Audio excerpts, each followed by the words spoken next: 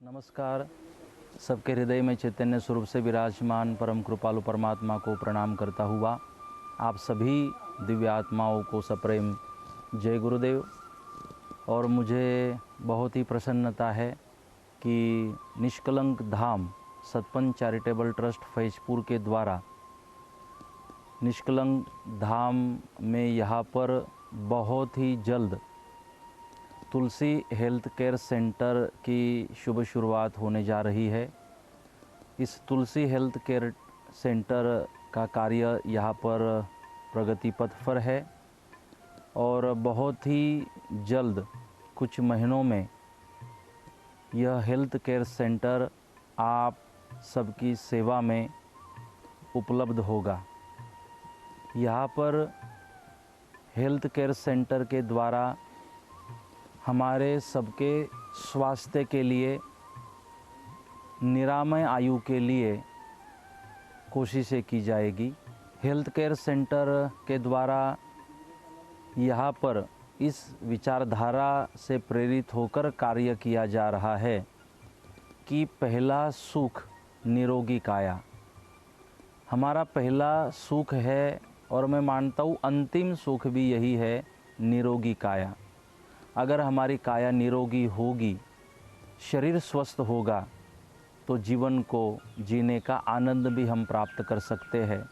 यहाँ पर शरीर स्वास्थ्य के लिए भी कार्य होगा और यहाँ पर मन स्वास्थ्य के लिए भी कार्य किया जाएगा। आयुर्वेद के द्वारा, नेचुरोपैथी के द्वारा, योग प्राणायाम के द्वारा और भी जो हमारे आयुर्वेद ने पंचकर्म हैं, जो भी हमारी मूल उपचार पद्धति है, उन उपचार पद्धतियों का उपयोग करते हुए अच्छा स्वास्थ्य और मानसिक स्वास्थ्य देने की कोशिश यहाँ पर हम कर रहे हैं। और यहाँ पर उन सेवाओं को देने के लिए अच्छी से अच्छी व्यवस्था देने की कोशिश ट्रस्ट के द्वारा यहाँ पर की जा रही है। आप सबको बहुत बहुत प्रणाम और सप्रेम जय गुरुदेव। इसीलिए हमारी परंपरा उज्जवल है इस देश की, तो हम अपने अगले पीढ़ी को वारसा में संस्कार देकर जाएं,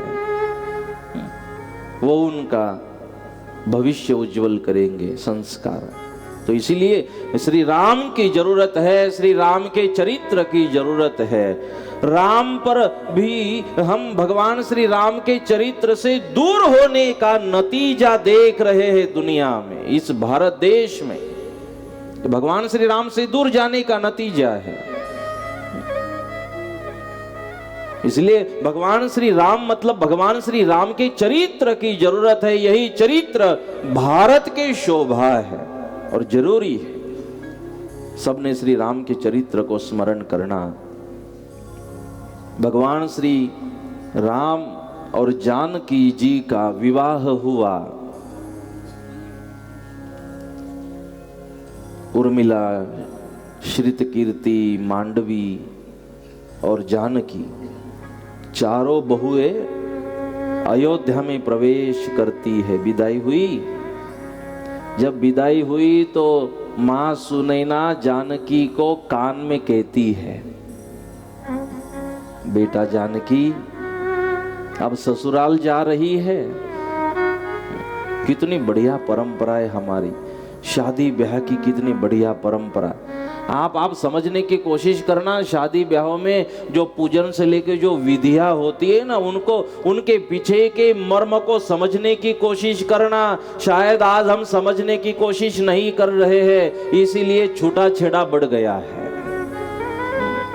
इसीलिए जब शादी होती है तो माँ बाप दोनों के, माँ बाप कितनी तैयारियां, कितना समाज, कितना उत्सव और किस तरह से, तो उस पति पत्नी को समझना चाहिए। इतनी पूरी समाज का आशीर्वाद लेकर आज गृहस्थाश्रम में हम प्रवेश कर रहे हैं। हाँ, आशीर्वाद, समाज के आशीर्वादों के साथ आपको जिम्मेदारी भी दी जाती है। उस पति पत्नी को जब ब्याह होता है, जब मंगलाष्टकों का गान होता है, तो आशीर्वाद के साथ साथ आपको जिम्मेदारी को दिया जाता है, उन जिम्मेदारियों को दोनों ने निभाना है। जिम्मेदारी समझनी है, सारी परंपराओं के बारे में समझने की कोशिश करना, कन्यादान की परंपरा, विदाई की परंपरा, पूजन की परंपरा, इन परंपराओं का जतन करना, यही प्रॉपर्टी है हमारे देश की। नहीं तो रास्ते तो अच्छे बन रहे हैं, बंगले भी बनते जा रहे हैं, ये भौतिक व्यवस्थाएं बढ़ रही है भारत में, लेकिन अगर ये संस्कृति अगर समाप्त हो जाती है तो क्या करोगे इन भौतिक व्यवस्थाओं का। आज भारत की पहचान ये भौतिकता नहीं है, भारत की पहचान आध्यात्मिकता है। और इसीलिए तो वो रहनी, वो खानी पीनी, वो सारे व्यसन, वो लाइफस्टाइल छोड़ने के बाद भी तो ये रसिया और यहाँ रोमानिया से, यहाँ विदेशों से कितने हजारों की संख्या में वहां के विदेशी भाई यहाँ रह रहे हैं, भारत को समझ रहे हैं, इन परंपराओं को समझ रहे हैं।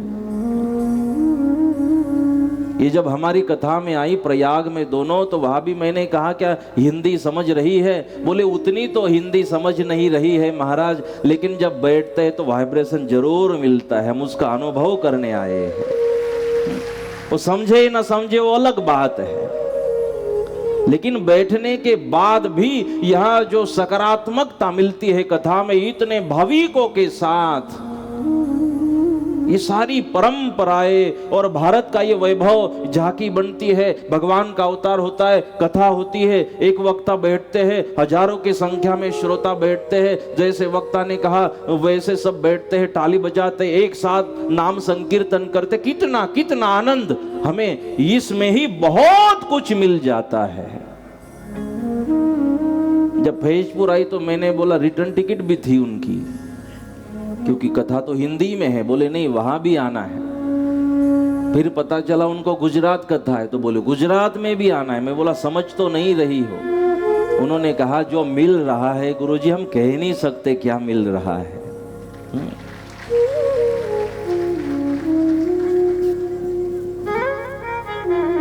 हम वो परफ्यूम की दुकान में जाते हैं ना, इत्र की दुकान में, तो आप परफ्यूम की दुकान में जाओ, खरीदो न खरीदो, लेकिन सुगंध लेकर जरूर आते हो। ये हरि नाम संकीर्तन ऐसा ही है, कथा भी समझे ना समझे लेकिन उसका सुगंध जरूर मिलता है। इसीलिए हमारे भारत देश की ये परंपराएं है, इसको आप जतन करना। हमने अमेरिका में भी कहा था सबको, जो जलाराम मंदिर में सत्संग हुआ था, वहाँ के भी भूपेंद्र भाई और सब परिवार यहाँ उपस्थित है, जो यजमान थे, उनको भी हमने वहाँ पर कहा था, एक प्रार्थना की थी, जो महाराष्ट्र से आए उनको भी और जो गुजरात से थे उनको भी एक विनती की थी। आप रह रहे हो अमेरिका में, लेकिन हमारी विनती ये है कि आप जब घरों में एक दूसरे के साथ बात करो तो गुजराती में करना, जब घरों में एक दूसरे से बात करो तो मराठी में करना, पंजाबी हो तो पंजाबी में बात करना। मैं बोला यहाँ भी आप घर घर में एक दूसरे को पूछ रहे हो हाउ आर यू, लेकिन मैं बोला उसे पूछ कर देखना केम छो, तो सीधा सीधा गुजरात के साथ परिवार समाज सब याद आ जाएंगे। देश के साथ वो भाव प्रकट होता है। जब पूछते ना केम छो, इसमें जो आनंद है, जो लगाव है, वो उन शब्दों में नहीं है। और इतना लगाव इन शब्दों में, ये जब दोनों जहां जहां जिस संप्रदाय में गई ना, अब अपने सतपंथ में जब से आई तो सबको जय गुरुदेव कहने लगी। हाउ आर यू, हेलो है बाय नहीं, भूल गई सब। आएगी जय गुरुदेव, जाएगी जय गुरुदेव।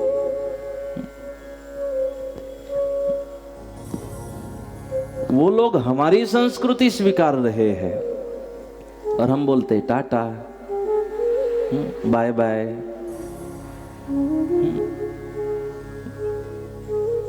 वो जब दोनों समय ये लोग हमारी संस्कृति सीख, कुछ तो है इस भारत की परंपरा में। इसीलिए 4 बहुएं जब घर में प्रवेश करती है अयोध्या में, जब विदाई हो रही है जानकी की, तो सुनैना माता कहने लगी जानकी को कि सीता, जानकी अब ससुराल में जा रही हो बेटा, अब यहां से जाओगी तो आज के बाद आपका घर होगा अयोध्या, और जब यहां अपने घर आओगी ना तो अब कल से मेहमान रहेगी तू इस घर में, आज के बाद तेरा घर है अयोध्या। माँ अपने बेटी को ये कह रही है। अब श्री राम से शादी हो चुकी है, श्री राम के सुख में सुख और श्री राम के दुख में दुख मान लेना बेटा, ये माँ का स्वभाव होना चाहिए। माँ ने ये प्रेरणा देनी चाहिए। चारों की चारों अयोध्या पहुंचती है। माँ कौशल्या, सुमित्रा, कैकेयी ने चारों का स्वागत किया और बेटी के स्वभाव से उन सब को वहां पर स्वीकार किया। और फिर दिन बीतते गए, आनंद ही आनंद अयोध्या में था। लेकिन एक दिन दशरथ जी आईने के सामने बैठे थे और अपने बाल ठीक कर रहे थे। आईने के सामने कंघी कर रहे थे और बाल ठीक करते करते एक बाल सफेद दिखाई दिया। एक बाल सफेद दिखाई दिया और फिर भागते भागते अपने सद्गुरुदेव के पास गए। हमें बाल दिखाई दे तो हम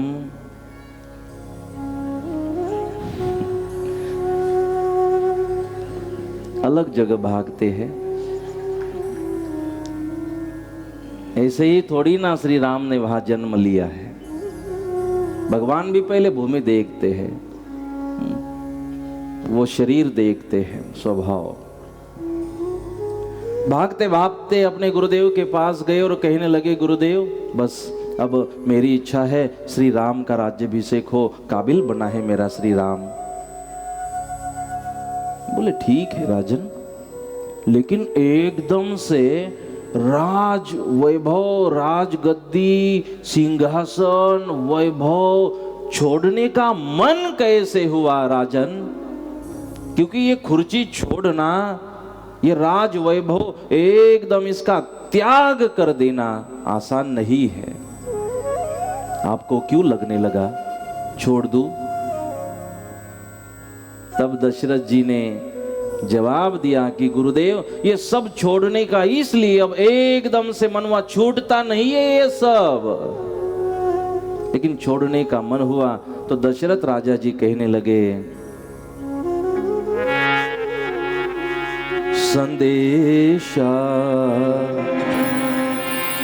आ गया यम का, चलन की कर तैयारी है। संदेशा आ गया यम का, चलन की कर तैयारी है। गुरुदेव को कहने लगा कि मुझे यम का संदेश आया है। बोले संदेशा क्या आया? बोले यम ने संदेशा भेजा, चलन की कर तैयारी है। बोले कैसा संदेश आया? बाल सिर के हुए धोले, अंधेरा आंख पर छाया। गुरुदेव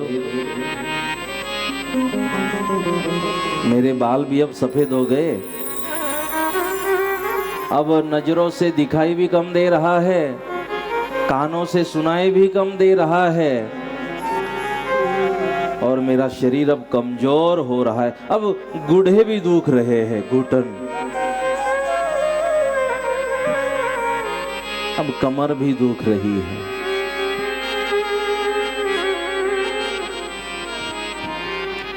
तो बोले, राजा दशरथ जी गुरुदेव को कहने लगे, ये इन घुटनों में जो दर्द है वो भगवान यमराज ने संदेशा भेजा कि अब चलने की तैयारी करो, आंखों से कम दिखाई देना, बालों का सफेद होना यमराज का संदेशा है कि अब जाना चाहिए। मुझे कोई परेशानी नहीं है कि आप सफेद बालों को काले कर रहे हो।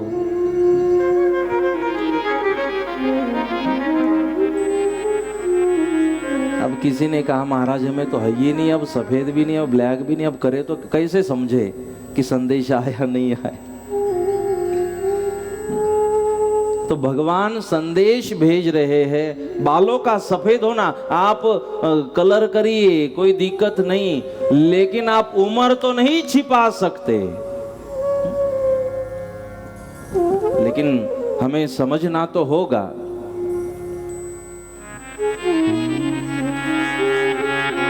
चली जा रही है उम्र धीरे धीरे, चली जा रही है उम्र धीरे धीरे, बचपन भी गया, जवानी भी जा रही है, बुढ़ापे का हो रहा असर धीरे धीरे।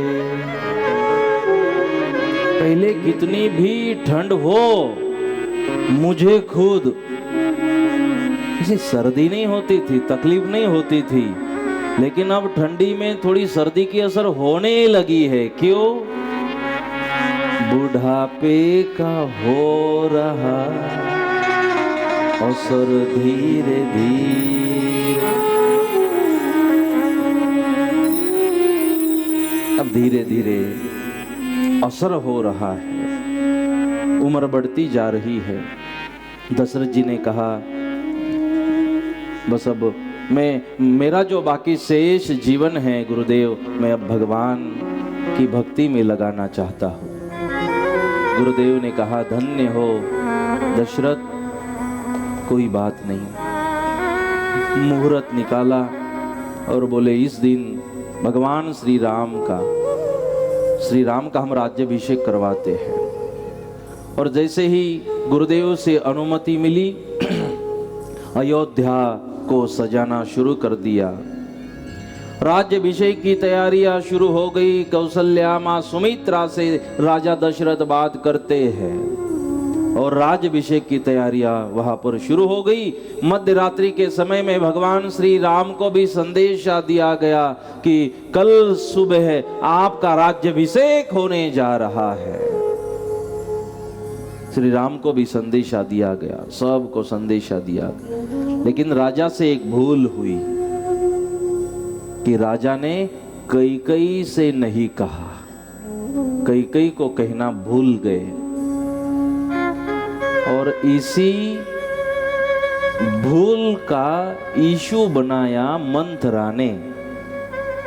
जब पति पत्नी में संवाद ना हो, पति पत्नी में कम्युनिकेशन ना हो, तब और लोग फायदा उठाते हैं। राजा से भूल हुई, उत्साह में, आनंद में, भरोसे में। राजा ने, दशरथ जी ने कैकेयी को नहीं बताया और कैकेयी को नहीं बताया, ये जो भूल हुई उसका फायदा मंथरा उठा रही है। और मंथरा गई कैकेयी के पास, बोले कैकेयी रानी जी, क्या आपको पता है नगर सज रहा है और कितनी व्यवस्थाएं हो रही है? बोले क्या हो रहा है, मुझे तो पता नहीं। क्यों सजाया जा रहा है नगर? मुझे पता था आपको कोई कहेगा भी नहीं, आपको तो कोई पूछता ही नहीं, आपका तो कोई सम्मान ही नहीं। इस मंथरा प्रकरण को समझ लेना, किसी का परिवार और समाज नहीं टूटेगा। यही मंथराए समाज को तोड़ रहे हैं, ये मंथरा प्रवृत्ति। ध्यान से सुनना इस मंथरा प्रकरण को। वैसे भी सीरियल के माध्यम से आपको झगड़े ज्यादा पसंद होते हैं, लेकिन ये वाला झगड़ा आपके परिवार को तोड़ेगा नहीं, जोड़ेगा, अगर समझते हो। मंथरा कहने लगी आपका तो कोई सम्मान ही नहीं रहा। बोले हुआ क्या वो तो बताओ। अब ये कई की मुख्य दासी थी। बोले मैं आपकी दासी हूं ना, इसलिए आपकी चिंता होती है, मेरे अलावा करता ही कौन है आपकी चिंता। ऐसे बोलते ना, हमें ही समाज की चिंता है, हमारे अलावा कौन करेगा चिंता समाज की। इसीलिए हम चाहते हैं, इसीलिए कह रहे हैं कि सतपंथी वालों को थोड़ा ऐसे करो वैसे करो, क्योंकि हमें समाज को बचाना है, हमें समाज की चिंता है। इनको किसने ठेका दिया समाज का? समाज की चिंता अगर है तो समाज की चिंता का नतीजा होना चाहिए कि पूरे समाज से, कचकड़वा पाटीदार समाज में से एक किसी संप्रदाय का अनुयायी अलग ना हो। यह है समाज की चिंता। एक एक व्यक्ति अलग ना हो। हमारे समाज का एक एक, चाहे देश विदेश संपूर्ण राज्यों में जहां हमारे समाज का एक एक सदस्य है, वो सुखी हो, वो संपन्न हो, अगर वो परेशान है तो पूरी समाज उसके साथ खड़ी रहे। हमारे समाज का एक व्यक्ति हमारे लिए इंपॉर्टेंट, मोस्ट इंपॉर्टेंट होना चाहिए, ये चिंता होती है। मेरे समाज में से मेरा कोई भाई दुखी ना हो। क्या मेरे समाज में जो सारे मेरे भाई हैं उनको रोटी तो मिल रही है, भोजन तो मिल रहा है, कोई भूखा तो नहीं सो रहा, किसी किसी की तकलीफ तो नहीं, परेशानी तो नहीं है किसी को। इसे कहते हैं समाज की चिंता। इसे फोकट में चिंता हो रही है मंथरा को। मुझे आपकी बहुत चिंता हो रही। अब इसे चिंता ये नहीं थी कई की, इसे चिंता ये थी कि अब अगर राम राजे बनते हो, सुनना इस बात को, बार बार कहने का मौका नहीं मिलता। ये बापा ने हमें मौका दिया है कुछ बातें कहने का। मंथरा को चिंता ये थी कि अगर राम राजा बनता है तो राजमाता कौन बनेगी? कौशल्या।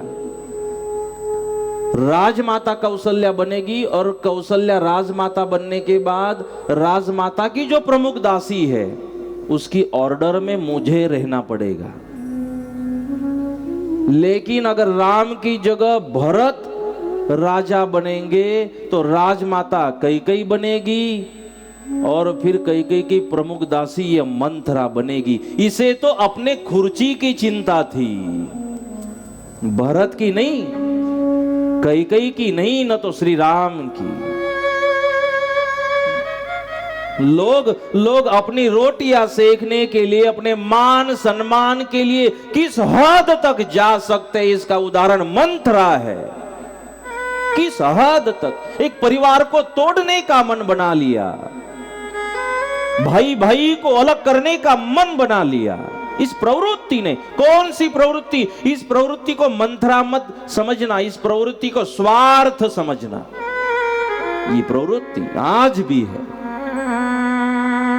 और जब ये प्रवृत्ति बड़ी बनती है ना, तोड़ देती है, पूरे समाज को तोड़ देती है ये प्रवृत्ति, पूरे देश को। ये समाज नहीं टूटता, देश, आर्य वैदिक हिंदू सनातन धर्म टूटता है। इन्हीं मंथराओं ने तो हिंदू धर्म का नुकसान किया है आज तक। आप भविष्य, आप इतिहास में जाइए, इतिहास पढ़िए, हमेशा हिंदुओं को बांटने की कोशिश हुई और राज करने की कोशिश हुई। जातियों में बांटा, समाज में बांटा, संप्रदायों में बांटा, शैवों में बांटा, वैष्णवों में बांटा। बांटना, बांटते ही रहे हिंदुओं को, और हिंदू बंटते रहे और हिंदुओं पे और लोग राज करते रहे आज तक। यही होता रहा, हिंदुओं के साथ खिलवाड़ ही होता रहा। कुछ भी कारण आगे किया गया हमेशा के लिए। और क्यों ये सब किया जा रहा है? क्योंकि मंथरा को उसकी कुर्सी चाहिए, मान सम्मान चाहिए। अभी भी समाज में जो ज्यादा से ज्यादा सतपंथ का विरोध करे, उसका ज्यादा से ज्यादा सम्मान हो रहा है। मतलब सम्मान के लिए तोड़ो, अपने स्वार्थ के लिए किसी को बदनाम करो, ये हो रहा है। ये सीधी बात है, किसी को कड़वी लगे तो लगे। हमें वापस कथा में बुलाना है, नहीं बुलाना है, आपकी मर्जी। लेकिन यहां बैठकर सत्यम वद, ये मेरा धर्म है। मंथरा कहने लगी कि हमें तो आपकी चिंता है, आप राजमाता बननी चाहिए। कौशल्या ने क्या किया, सुमित्रा ने क्या किया राजा के लिए। लेकिन जब राजा युद्ध के लिए गए तो कई आपने राजा को मदद की, और आपकी कोई वैल्यू नहीं, आपको राजा ने बताया भी नहीं। हाँ यार, राजा की एक भूल हुई है कि रानी को बताना था, नहीं बताया। और जब अपनों में कम्युनिकेशन गैप हो जाता है ना, तब गैर फायदा उठाते हैं। अंडरलाइन, जब अपनों में मिसकम्युनिकेशन हो जाता है, तब गैर उसका फायदा उठाते हैं। यह राजा जी अगर कह देते सम्मान के साथ, मतलब रानी को थोड़ा पूछ लेते तो मन रह जाता। रानी को पूछना भूल गए, इसी का फायदा मंथरा ने उठाया। इस तरह हम भी सतपंथ में एक दूसरे से बात करते रहिए। अगर एक दूसरे से अच्छा संवाद कम हो जाता है, बात बंद हो जाती है, तो गैर फायदा उठाते हैं, उठा सकते हैं। इसीलिए रानी को कहने लगी, श्री राम का राज्याभिषेक हो रहा है। जैसे राज्याभिषेक की बात सुनी, माता कई नाचने लगी, अपने गले में से एक सोने का हार निकाला और मंथरा को पहना दिया। बोले, मेरा श्री राम राजा बनेगा, मेरा श्री राम राजा बन रहा है, ये तो बहुत खुशी की बात है मंथरा। अब मंथरा सोचने लगी, मैंने इतनी कोशिश की, इसके मन में राजा के बारे में गलत सोच लाने की कोशिश की, इतना सब किया, इतनी गलत गलत बातें बताई, उकसाया कई को, फिर भी कई के मन से मैं राम को निकाल नहीं सकी। इतना बदनाम किया, इतना गलत सबको समझाया मैंने, फिर भी ये सतपंथी सतपंथ से अलग नहीं हो रहे हैं। ये टेंशन हो गई मंथरा को। और यहाँ का भी ये चित्र देखते हुए तो उनकी बीपी बड़ी होगी। मुझे तो लग रहा है कि गोली खाए बगैर नींद आती नहीं होगी उन लोगों को। और इसके लिए हम बापा को धन्यवाद करते हैं, तुलसी बापा को,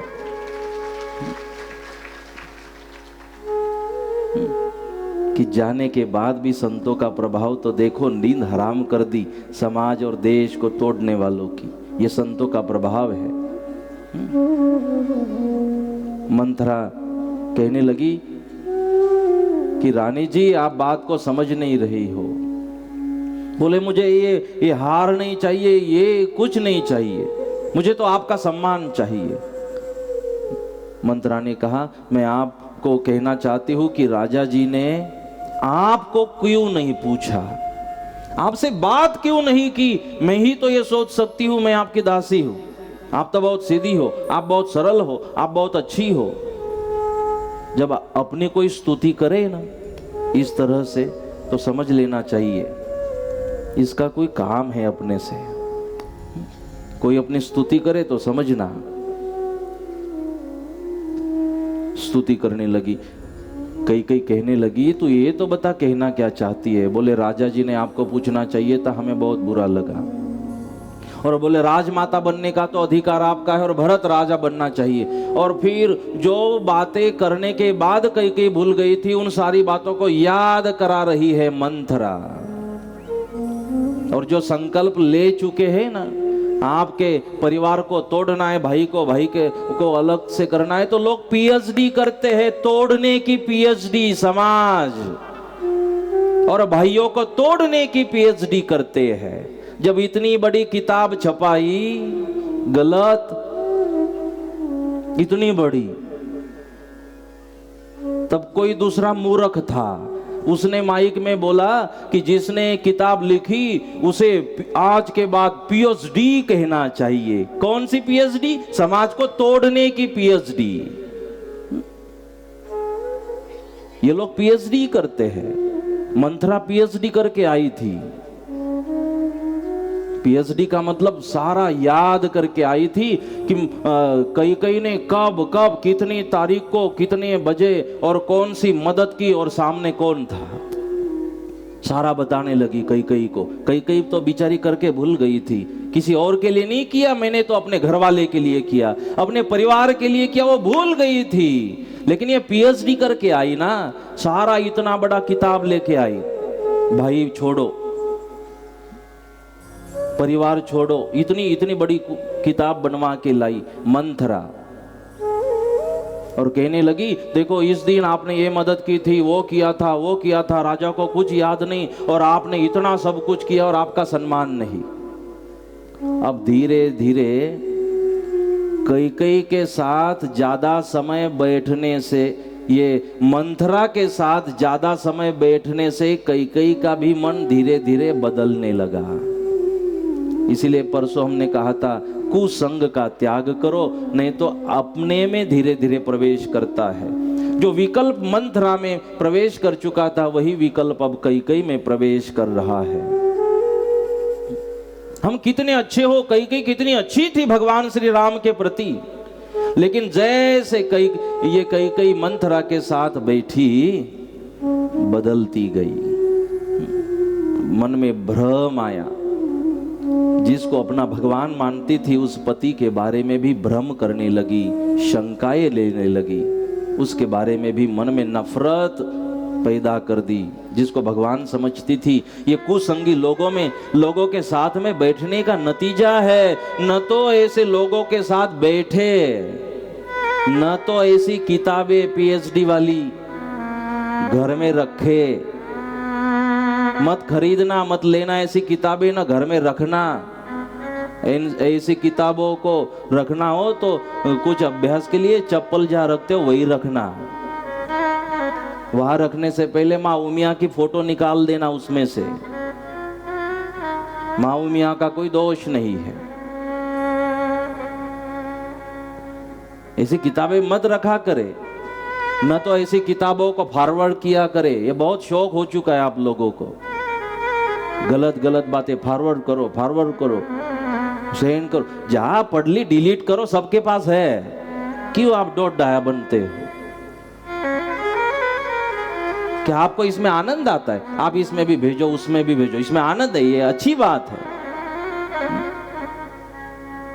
जहां पढ़ लिया उसे खत्म कर दो, उसी बात को, और अड़ग रह जाओ उस बात पे जो बातें हमारे पूज्य बापा कहते थे, कहा करते थे, उसे याद करो और इन बातों को वही समाप्त कर दो।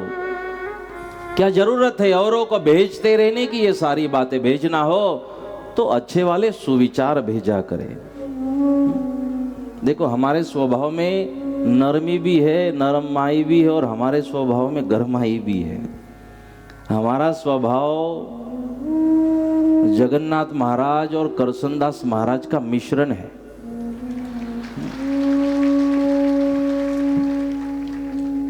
कल हमने एक सुविचार बताया था आपसे, हमारा स्वभाव सीमेंट के जैसा है।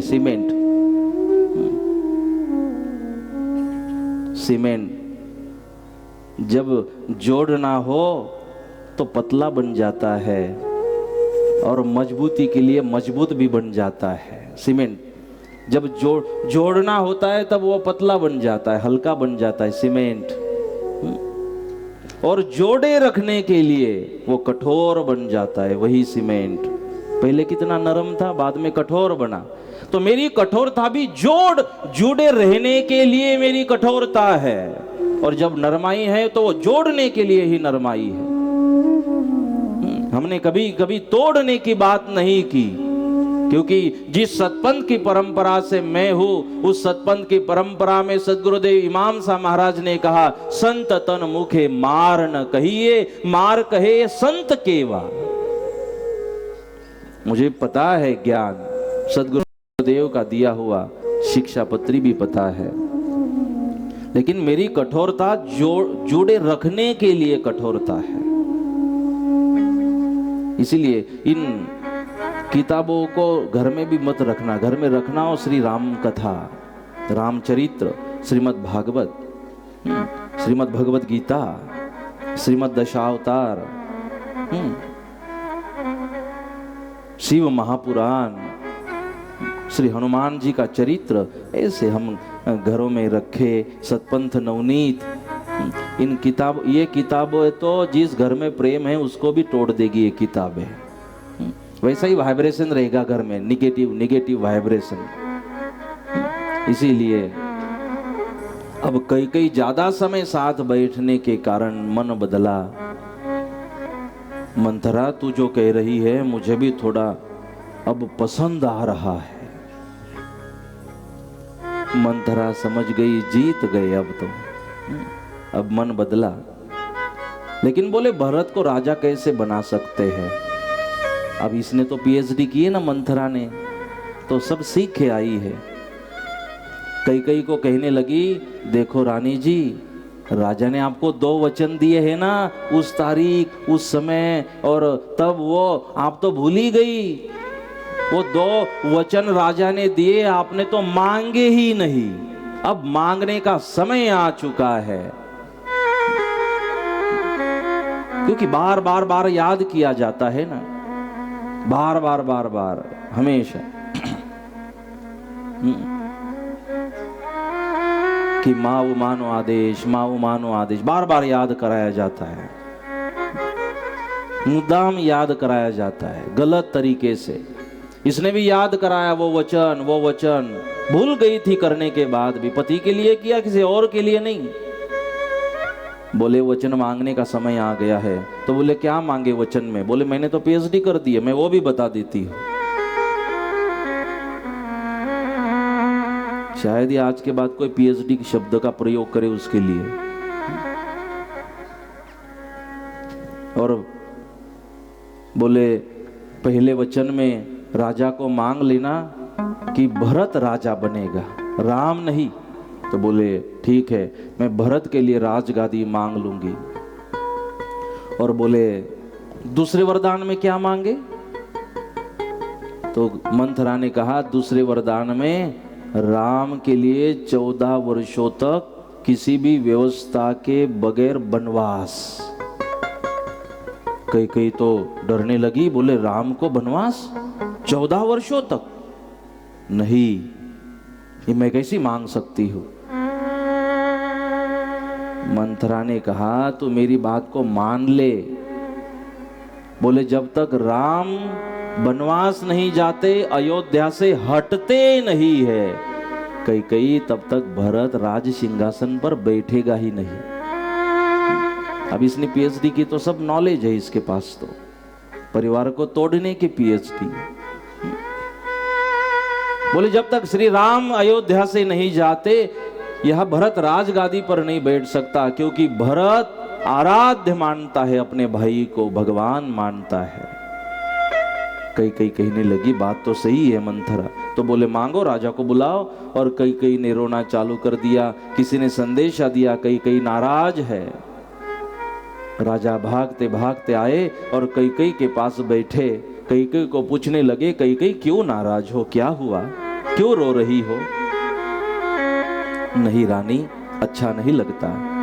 जब आनंद महोत्सव की तैयारी हो रही हो, जब सजाया जा रहा हो अयोध्या को, तो आपकी क्या नाराजी है, क्यों रो रही हो? हाँ, पत्नी का ये पति का ये फर्ज है कि पत्नी जब नाराज हो जाए तो जाकर बैठे और उस पत्नी से बात करे, उस पत्नी से पूछे। ये पति की जिम्मेदारी है। पहली जिम्मेदारी में कचास रह गई, पत्नी को पूछे बगैर किया, इसलिए ये समय आया है। अब राजा पूछ रहे हैं क्या हुआ? कैकेयी ने कहा, आपने ये सब राजा बनाने की बात कही श्री राम को, आपने हमें क्यों नहीं पूछा, मुझे पूछा क्यों नहीं? दशरथ कहने लगे, हाँ रानी, मेरे से भूल हो गई, ये पति का फर्ज है, भूल होने के बाद माफी मांग ले, स्वीकार कर ले अपनी भूल। और जब पति अपनी भूल स्वीकारता है और पत्नी अपनी भूल स्वीकारना जान जाती है, तब एक आदर्श परिवार और एक आदर्श नाता का निर्माण होता है। भूल स्वीकारे दोनों ने। वहां राजा दशरथ जी अपनी भूल स्वीकारते हुए कह रहे, मुझे माफ कर दे। क्या इसलिए नाराज हो? बोले नहीं। तो बोले, आपने मुझे 2 वरदान दिए थे, पूरे तो किए नहीं। बोले, मांग लो, मैं अभी भी तैयार हूं। मैंने कब मना किया, क्या चाहिए? तब रानी ने कहा, कैकेयी ने कहा कि राम के बदले भरत का राज्याभिषेक हो। राजा ने कहा, चलो मैं आपको वचन देता हूं, भरत राजा बनेगा, मैं वचन निभाऊंगा, कोई बात नहीं। वैसे भी मेरे श्री राम की कोई जबरदस्ती नहीं थी कैकेयी, ये तो मैंने कहा था। बोले, दूसरा वरदान? तो कैकेयी ने कहा, दूसरे वरदान में राम को 14 वर्षों के लिए वनवास भेजना पड़ेगा। अब जब बात सुनी राजा दशरथ ने, राजा दशरथ कहने लगे, रानी ये क्या कह रही हो, भरत को राज्याभिषेक होगा, लेकिन मेरे श्री राम को वनवास क्यों? मुझे चाहिए तो ये 2 वरदान चाहिए, नहीं तो आपकी मर्जी। अब राजा धर्म संकट में आ गए कि श्री राम को 14 वर्षों के लिए वनवास कैसे भेज सकता हूं? बाप है ना दशरथ, बाप।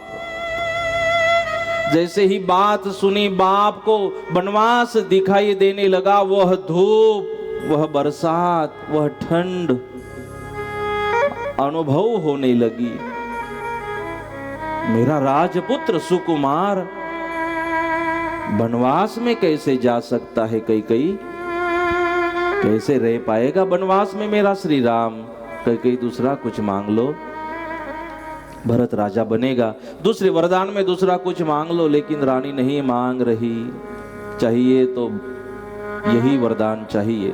राजा प्रार्थना करने लगे, आज जो अयोध्या नरेश है, अयोध्या के राजा है, वो आज पत्नी के सामने घुटने के बल बैठकर दोनों हाथ उस बाप के जुड़े हैं। बाप की आंख भर आई और पत्नी को कह रहे हैं, मेरे श्री राम को क्यों वनवास भेज रही हो?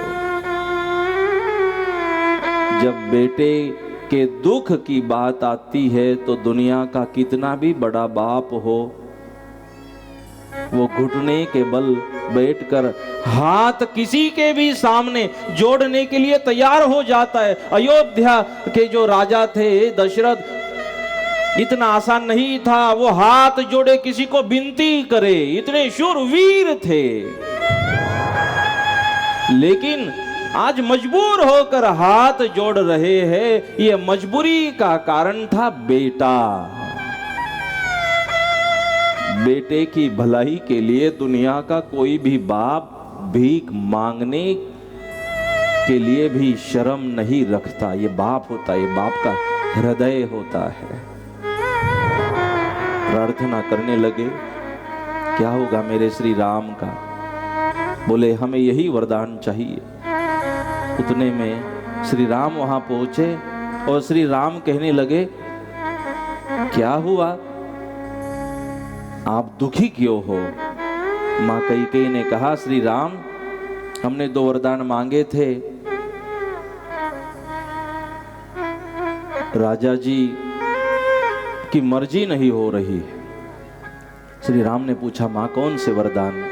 बोले, पहले वरदान में हमने भरत को राजा बनाने की बात कही है, तो मां कौन कठिन है, मेरा भरत राजा बनेगा, आपकी मर्जी पूरी होगी मां, चिंता न करे।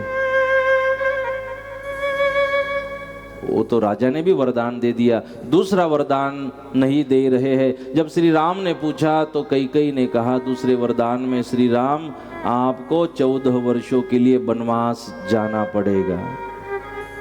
जैसे सुना श्री राम ने, मुस्कुराते हुए मेरे श्री राम कहने लगे, मां बस इतनी सी बात? अरे मां, आज तक तूने जो प्रेम दिया है इस श्री राम को, जो संभाला है, जो दिया है माँ, उसके लिए तो मैं जीवन भर वनवास रहूं तो भी तेरे ऋण से मुक्त नहीं हो सकता माँ। ये 14 वर्ष तो बहुत कम है। श्री राम तैयार हो गए, पिताजी को प्रणाम कर रहे हैं और पिताजी को कहने लगे, पिताजी चिंता न करें, मैं रह लूंगा और मैं जा रहा हूं, मुझे आज्ञा दे। अपने गले से लगाया श्री राम को दशरथ जी ने, और दशरथ जी कहने लगे, तू तो जा रहे हैं, आप तो जा रहे हो श्री राम, लेकिन बाप का क्या होगा? ये बाप कैसे सहन कर सकता है कि बेटा धूप में घूम रहा है, बेटा बरसात में घूम रहा है, ठंड में घूम रहा है। ये बाप के लिए बहुत कठिन है बेटा। कैसे आज्ञा दे कोई बाप बेटे को 14 वर्ष तक वनवास जाने के लिए? नहीं श्री राम, हम आपको इसकी आज्ञा नहीं दे सकते। राम समझा रहे हैं, पिताजी रघुकुल रीत सदा चली आई, प्राण जाई पर वचन न जाई। अपने रघुकुल की रीत को हमें रखना है पिताजी, मुझे आज्ञा दे। उसी समय सीता का आगमन हुआ। जानकी ने देखा, अब नई नई आई थी, किसी के सामने आने की, बोलने की ताकत नहीं थी, शांति से खड़ी है कोने में, सारी बातें सुनी और नई नवेली आई जो जानकी थी रोने लगी। श्री राम का ध्यान गया, श्री राम जानकी के पास गए और कहने लगे, आपने तो सारी बातें सुन ली जानकी, अब मुझे पिताजी के वचन को पूरा करने के लिए वनवास जाना पड़ेगा। मेरे पीछे राजा जी की, पिताजी की सेवा करना जानकी। जानकी मन में से खराब विचार निकाल देना जानकी, और बहुत प्रेम से माँ कैकेयी की सेवा करना, माँ कैकेयी की सेवा में रहना। जानकी कैकेयी को दोष मत देना। जानकी रोने लगी, भगवान शांत कर रहे हैं। रोते रोते जानकी कहने लगी, भगवान अगर आप वनवास जा रहे हो तो क्या ये आपकी पत्नी अर्धांगिनी यहाँ महल में रहेगी? मेरा पति ठंड में घूम रहा है, धूप में, बरसात में, और मैं यहाँ राजमहल में रहूं और यहाँ की व्यवस्थाओं का मैं लाभ लूं। श्री राम, अगर गलती से भी ऐसा हुआ तो मैं मेरे माँ सुनैना और बाप जनक जी को मुंह दिखाने के काबिल नहीं रहूंगी। श्री राम, माँ ने मेरे से वचन लिया है, मैंने मेरे माँ बाप को वचन दिया है। श्री राम, जब आपके साथ अयोध्या आई थी, माँ बाप को वचन दिया है, राम के सुख में सुख और दुख में दुख मानना है। कैसे मैं महल में रहूं? अगर आप जा रहे हो तो जानकी भी आपके साथ चलेगी। जानकी कैसे आओगी? कैसे रहोगी? जानकी ने कहा, जैसे मेरे श्री राम रह लेंगे, जैसे मेरे श्री राम रह लेंगे। मेरे श्री राम को दुख होगा तो मुझे होगा, नहीं होगा तो मुझे भी नहीं होगा। जानकी को समझाने की कोशिश कर रहे हैं। उसी समय किसी ने लक्ष्मण जी को कहा। लक्ष्मण जी भागते भागते तलवार लेकर आए और कहने लगे, कहाँ है वो कई? वो कई कौन होती है मेरे श्री राम को वनवास भेजने वाली? और राज्याभिषेक होगा तो मेरे बड़े भ्राता श्री राम का राज्याभिषेक होगा। क्रोध करने लगे। श्री राम ने हाथ पकड़ा, कहा, लक्ष्मण मां पर क्रोध करते हैं क्या? हमारे यही संस्कार है? लक्ष्मण कहने लगे, भैया मैं समझ रहा हूं, अयोध्या के संस्कार मेरे जीवन में है, लेकिन मैं कैसे सहन कर सकता हूं भैया कि आप वनवास जा रहे हो? ये लक्ष्मण कहां तक और कब तक शांत बैठेगा? अपने भाई को समझा रहे हैं भगवान श्री राम। लक्ष्मण मेरी बात मानो, पिताजी का वचन पूरा करने की जिम्मेदारी बेटे की होती है और मुझे वचन पूरा करने दो। बस लक्ष्मण, अभी तो 14 वर्ष निकल जाएंगे और मैं अभी आ जाऊंगा, आपको तो पता ही नहीं चलेगा। लक्ष्मण ने कहा, भगवान आपको पता नहीं चलेगा, लेकिन अयोध्या वालों को जरूर एक एक पल एक युगों के समान लगने वाला है। अब लक्ष्मण ने देखा कि भैया मान नहीं रहे, तो प्रार्थना करने लगे, अगर आप जा रहे हो श्री राम तो ये लक्ष्मण भी आपके साथ चलेगा। आग्रह करने लगे। श्री राम ने कहा, लक्ष्मण एक काम करो, मैया की आज्ञा ले लो। अगर माँ कहती है तो मैं साथ ले चलूंगा। माँ को कहने गए और लक्ष्मण माँ को प्रार्थना करने लगे, माँ श्री राम वनवास जा रहे हैं, मैं श्री राम के साथ जाना चाहता हूं, माँ मुझे आशीर्वाद देना। माँ मैं श्री राम के साथ जाना चाहता हूँ, सेवा करना चाहता हूँ, मैं श्री राम को अकेला नहीं छोड़ सकता, नहीं जाने दे सकता। माँ मना मत करना, अगर आपने मना कर दिया जाने से तो श्री राम नहीं ले जाएंगे। माँ आशीर्वाद देना, मैं श्री राम के साथ जाना चाहता हूँ।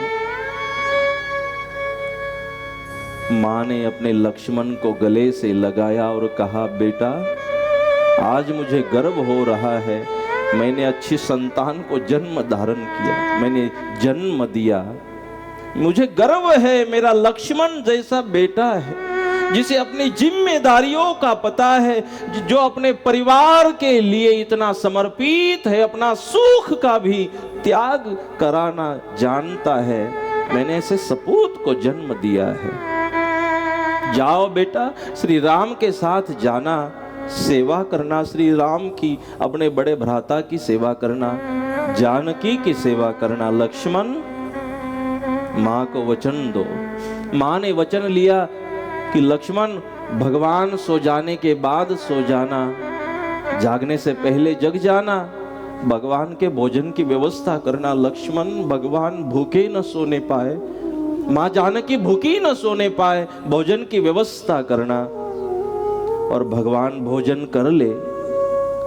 और बेटा तुझे कहे कि लक्ष्मण आप भी करो तब भोजन करना। लक्ष्मण भगवान की आज्ञा के बगैर भोजन भी मत करना, भगवान की पड़ छाया बनकर रहना, भगवान को अकेला मत छोड़ना। मैं माँ वचन देता हूँ, मैं माँ के वचनों का पालन करूंगा। और एक वचन मुझे चाहिए लक्ष्मण आपसे, कहो माँ। बेटा लक्ष्मण मैं एक पल भी बेटे को भूल नहीं पाऊंगी, मैं पल पल यहाँ अयोध्या में रहकर मेरे लक्ष्मण की याद करती रहूंगी, मेरे बेटे को याद करती रहूंगी और बेटे के लिए आशीर्वाद देती रहूंगी। लेकिन बेटा वचन दो, तू मुझे कभी याद नहीं करेगा, तो मुझे भूल जाएगा, लक्ष्मण कभी मुझे याद नहीं करेगा। अब लक्ष्मण कहने लगे, माँ मैं 14 वर्षों तक भूखा रह लूंगा माँ, मैं आज्ञा का पालन करूंगा, मैं श्री राम की परछाया बनूंगा, मैं सारे दुखों को सहन कर लूंगा माँ, लेकिन मैं आपको कैसे भूल जाऊं, कैसे आपका स्मरण न करूं? और ऐसा क्यों कह रही हो? तो माँ ने कहा, बेटा मैं तुझे याद करूं तो श्री राम याद आते रहेंगे, और तू इस माँ को याद करेगा तो अयोध्या याद आता रहेगा। इससे तो अच्छा होगा बेटा, सेवा मिली है बड़े भाई की तो सेवा कर लिया करना। शरीर से तो श्री राम के साथ जा रहे हो, लेकिन मन अगर मेरे कारण अयोध्या में अटका रहेगा तो बेटा श्री राम के साथ होने का फायदा क्या है? इसलिए मन को भी श्री राम के साथ ही रखना लक्ष्मण, मन को अयोध्या में मेरे कारण मत आने देना। लक्ष्मण ने वचन दिया अपनी माँ को, माँ पूरे मन से सेवा करूंगा। और हाँ, इस लक्ष्मण ने माँ को दिए हुए वचन का पालन किया है। 14 वर्षों तक भगवान ने कहा नहीं और लक्ष्मण ने भोजन नहीं किया है, माँ को दिया वचन पूरा किया। 14 वर्षों तक भगवान की मन से सेवा लक्ष्मण जी ने की है। माँ का आशीर्वाद लिया, भगवान श्री राम को कहा, माँ की आज्ञा मिली है, मैं आपके साथ आ रहा हूँ। अब जानकी, लक्ष्मण और भगवान श्री राम तीनों माताओं का प्रणाम किया जा रहे हैं। माँ कौशल्या माँ थी ना, तो अभी भी कैकेयी को प्रार्थना कर रही है, कैकेयी भरत राजा बनेगा, कैकेयी मेरे श्री राम को सेवक बनकर तो रहने दे अयोध्या में। क्या गुनाह किया मेरे श्री राम ने, मेरे बेटे को वनवास भेज रही है। कैकेयी तू बेटे के लिए राजगद्दी मांग रही है और मैं मेरे बेटे के लिए बस छोटी सी व्यवस्था मांग रही हूँ। तू भी माँ है, मैं भी तो माँ हूँ, सेवक बनकर तो रहने दे मेरे बेटे को। लेकिन कैकेयी ने बात नहीं मानी, अपने बेटे को आशीर्वाद माँ कौशल्या दे रही है। माँ सुमित्रा ने आशीर्वाद दिया, अपने पिताजी के पास गए और राजा दशरथ की आज्ञा लेने लगे। दशरथ जी ने कहा, कैसे कह सकता हूँ बेटा कि आप जाओ।